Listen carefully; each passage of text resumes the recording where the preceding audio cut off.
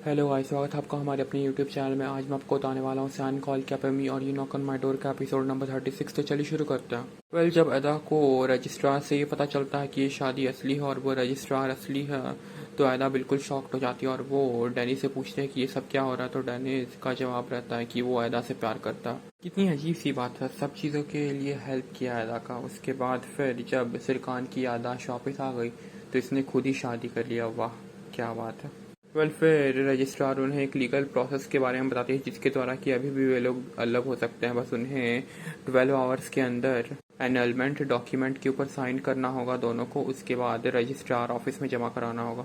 फिर अदा सिरकान के साथ निकल जाती है बाहर और उस मोमेंट्स को एंजॉय करने लगती है। और फिर डेनिस की शॉप में सेलिन जाती है और वो उसे एडवाइस करती है कि वो उस पेपर पर साइन ना करे और गायब हो जाए यहाँ से। फिर डेनिस इस्तांबुल के बाहर की टिकट्स लेता है और फिर वो वहाँ से गायब हो जाता है। और फिर जैसे जैसे टाइम बीत रहा था अदा पैनिक होती जा रही थी, बिकॉज अगर 8 आवर्स के अंदर डेनिस ने उस पेपर पर साइन नहीं किए तो फिर उन्हें डिवोर्स लेना पड़ता और डिवोर्स में कम से कम 1 साल का समय लग जाएगा। फिर सिरकान एंड्रोम को बुलाता है और फिर उसे किसी डिटेक्टिव को खोजने के लिए बोलता है जो कि डेनिस का पता लगा सके। तो फिर एंड्रोम खुद ही डिटेक्टिव बन जाता है और फिर वो जब डेनिस की शॉप पर चेकआउट करता है तो फिर वो देखता है कि वहाँ पर फ्लाइट के टिकट्स थे। अब तक डेनिस ऑफिस में ही था अपने, और एंड्रोम उसकी गाड़ी में ट्रैकिंग डिवाइस लगा देता है। और फिर डेनिस आउटस्कर्ट में जाता है जो कि इस्तांबुल का एक बहुत ही फेमस होटल है। और फिर सिरकान को एंड्रोम कॉल करके डेनिस के बारे में बताता है रहता। और सिरकान जब होटल आता है तो फिर डेनिस उन्हें देख लेता और फिर वो सिरकान की गाड़ी लेकर वहाँ से भाग जाता, मगर क्या फ़ायदा, फाइनली पकड़ा जाता। फिर न चाहते हुए भी डेनिस को उन पेपर्स पे साइन करना पड़ता और सेरीन होती है अदा और सिरकान की वकील ये सब में। आयदन हरम के घर में कमील आते हैं और फिर उनके से आयदन हरम को बहुत ऑकवर्ड फील होता है। बेसिकली वो दोनों कॉलेज टाइम के लवर्स थे एक दूसरे के, और मगर कुछ रीजंस की वजह से मिस्टर कामिल ने छोड़ दिया था आयदन हरम को। मगर अब मिस्टर कामिल वापस आ गए थे और वो आयदन हरम के साथ अपने रिश्ते को कंटिन्यू करना चाहते थे।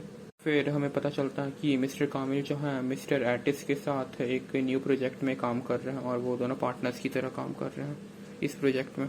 फिर मिस्टर एटिस और मिस्टर कामिल मिलते हैं अदा सिरकान से आर्ट लाइफ आर्किटेक्चर में और अपने प्रोजेक्ट के बारे में डिस्कस करते हैं। और अदा मिस्टर कामिल को बहुत ज़्यादा ही पसंद करने लगी थी बिकॉज उन्होंने अदा की जान बचाई थी।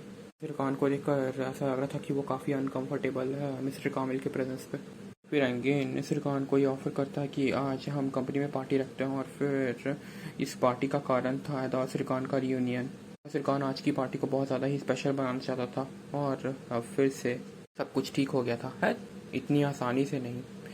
फिर मेलो को कॉल आता है एक डॉक्टर का और फिर वो डॉक्टर सेलिन के बारे में उसे इन्फॉर्मेशन देती है कि सेलिन प्रेग्नेंट है। और फिर उसकी नर्स ने ये कंफर्म किया।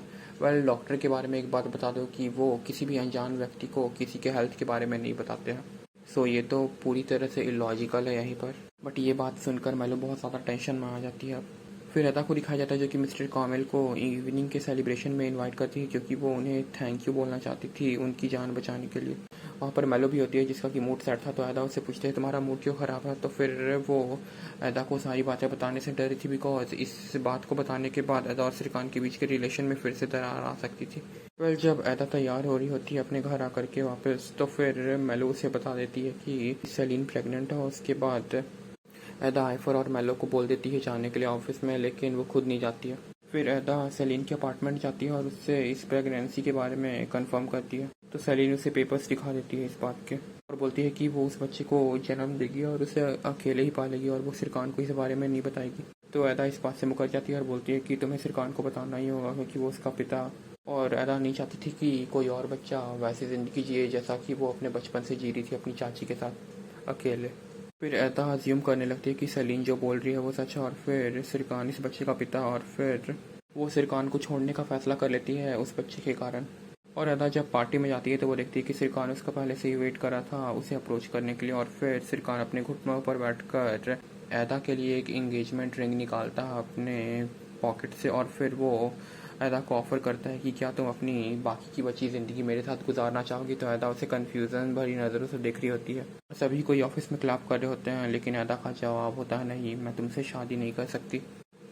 अभी भी इनकी शादी नहीं होगी। ओ यार, पहले तो प्लेन क्रैश हो गया, इसकी याददाश्त चली गई, इतना बखेड़ा खड़ा हुआ, उसके बाद याददाश्त आया, अब शादी नहीं हो रहा है। यार इन लोगों को पता नहीं है कि सेलिन की ये चाल हो सकती है। अब क्या कर सकते हैं, उम्मीद करते हैं आने वाले एपिसोड्स में इनकी शादी हो जाएगी, ऐसा ही हम उम्मीद कर सकते हैं। और आज का एपिसोड इसी उम्मीद के साथ हम छोड़ते हैं कि इन लोगों को अकल आ जाएगी कि ये सेलिन की नई चाल है और ये लोग शादी कर लेंगे। तो मैं आपको मिलता हूँ इसकी नेक्स्ट वीडियो में।